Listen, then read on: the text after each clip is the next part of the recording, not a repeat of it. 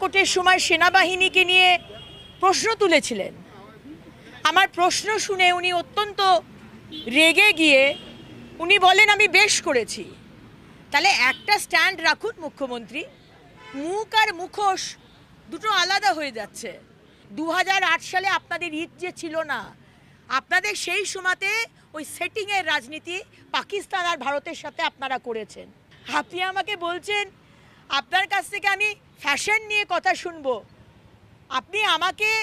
আমি অত্যন্ত গর্বিত মাননীয় মুখ্যমন্ত্রী। আমি ডিজাইনার হিসেবে, ফ্যাশন ডিজাইনার হিসেবে আমি 23টা বছর যে ডিজাইনিং করেছি, এখন মানুষের সেবা করতে করতে টাইম পাই না। আমি সত্যিই গর্বিত।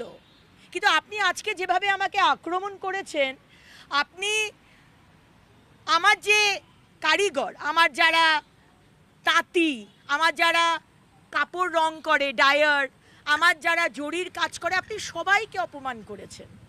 আমার ইন্ডাস্ট্রিকে আপনি অপমান করেছেন।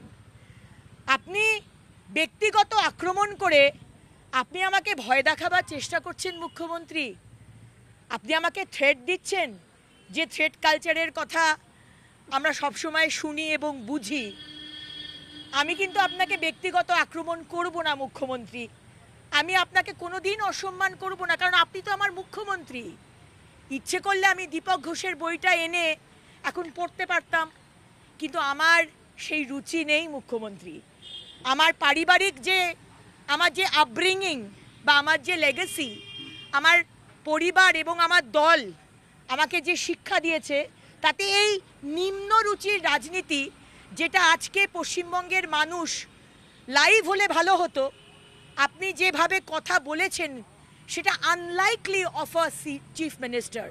আপনি যে ভাষায় মাননীয় প্রধানমন্ত্রী, মাননীয় স্বরাষ্ট্রমন্ত্রী এবং ভারতবর্ষের মহিলাদের সিঁদুর নামটি, অপারেশন সিঁদুর নামটিকে না দিয়ে আপনি যেভাবে যে ভাষায় কথা বলেছেন, বিরোধী দলনেতাকে আক্রমণ করেছেন এবং আমাকে আক্রমণ করেছেন, it is unlikely of a chief minister.